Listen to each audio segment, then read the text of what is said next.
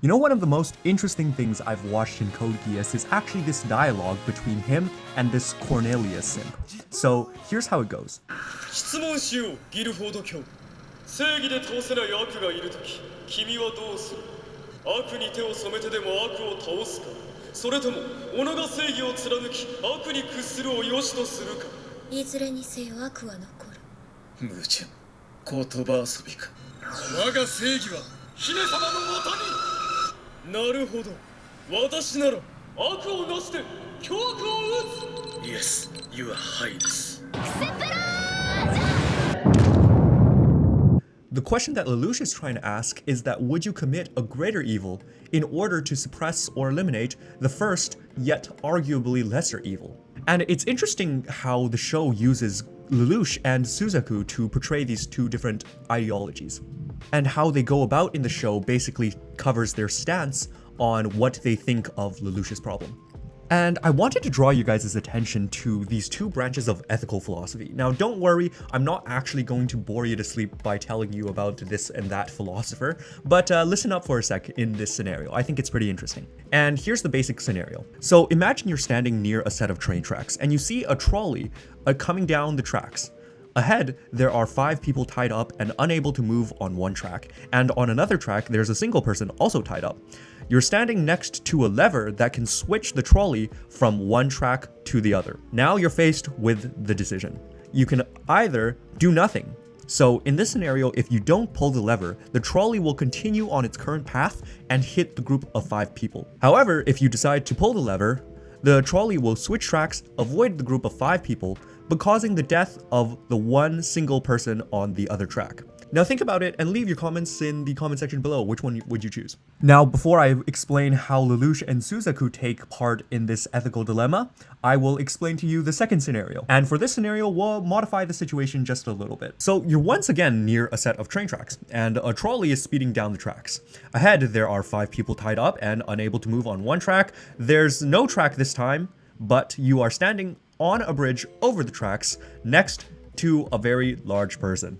Now you are once again faced with a decision. You can either this time again do nothing, and the trolley will continue down its current path and hit the group of 5 people. Or this time, however, you can simply give the fat man a little bit of a push and he will tumble down to the tracks below. His large size would ultimately stop the trolley, save the 5 people, but he would die as a result of your action. Now, I will pose the exact same question again. Would you guys push this fat man? And let me know if your answer changes, because if it did, I want you to comment, what about it changed? See, the reason why I bring up this analogy because it's actually a lot similar to the scenario we have in Code Geass. In almost every scenario, Lelouch would always pull the lever and sacrifice the one person to save the 5. Whereas on the other hand, Suzaku would most likely do nothing most of the time. You see, Lelouch as the series protagonist embraces a pragmatic and utilitarian philosophy. He believes that the ends justify the means and is willing to commit acts that may be perceived as evil in order to achieve his ultimate goal of overthrowing the Britannian Empire, and as a consequence, create a better world for his sister and those suffering under Britannian rule. Lelouch's approach is characterized by calculated manipulation, strategic deceit, and a willingness to sacrifice innocent lives if he deems it is necessary for the greater good. On the other hand, Suzaku embodies a more idealistic and principled approach to justice. He firmly believes in reforming the Britannian system from within, working within the rules and protocols of the Britannian military. Suzaku is driven by a strong sense of personal integrity and refuses to compromise his principles even in the face of great adversity. He upholds the belief that it is possible to effect change without resorting to any morally questionable tactics. So which one is correct? If I could answer this, I'd be the greatest philosopher of all time and probably win a Nobel Peace Prize.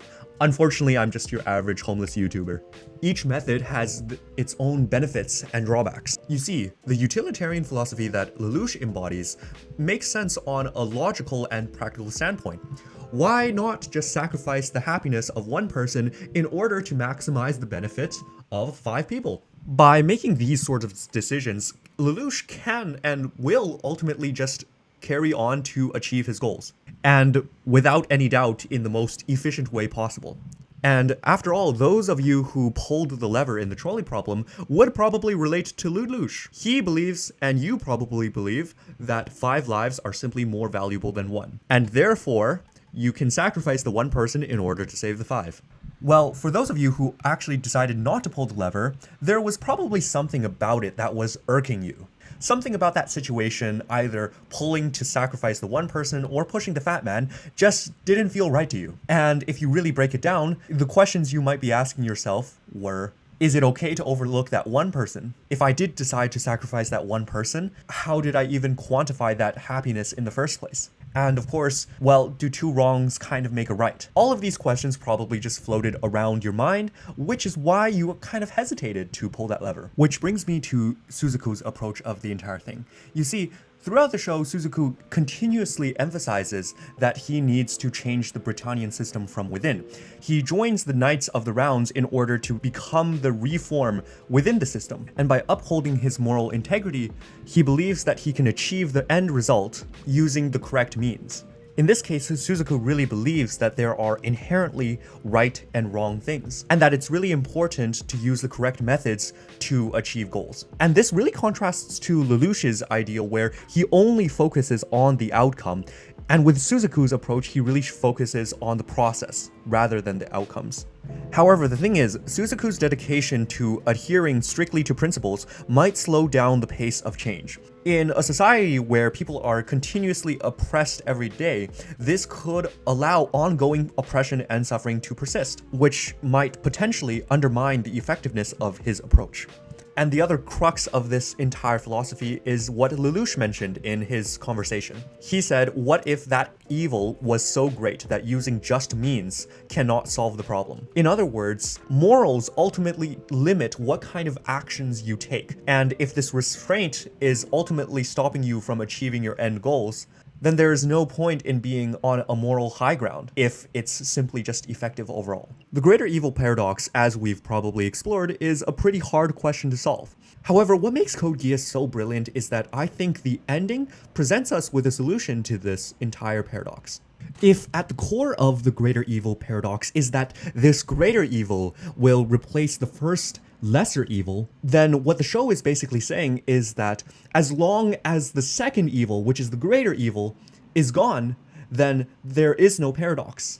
And Lelouch's ultimate sacrifice embodies the essence of the greater evil paradox. He's willing to take on the role of a villain and bear the weight of the world's hatred in order to create a better future. By willingly becoming the greater evil, he brings about the end of the original evil, the oppressive Britannian regime. He knows that the actions that led him up to this point are often morally ambiguous, involving manipulation, deceit, and sacrifice. By letting the world focus their hate on himself, his self-imposed death not only erases the cycle of hatred caused by the greater evil paradox, but also is a form of redemption and atonement for his past choices. I think at the end of the day, this ending still raises the question of, can the pursuit of a better world ever be truly separated from acts that are considered evil? お兄様愛しています。俺は世界を壊し世界を作る。 Well folks, you reached the end of the video. If you liked, please drop me a like and subscribe to see more. I use your feedback to grow this channel, so if I know that you like this content, I'll keep making more. If not, I'll figure something out. But if you like this video, please check out my video on Oshinoko. But I'll keep the outro short, so peace.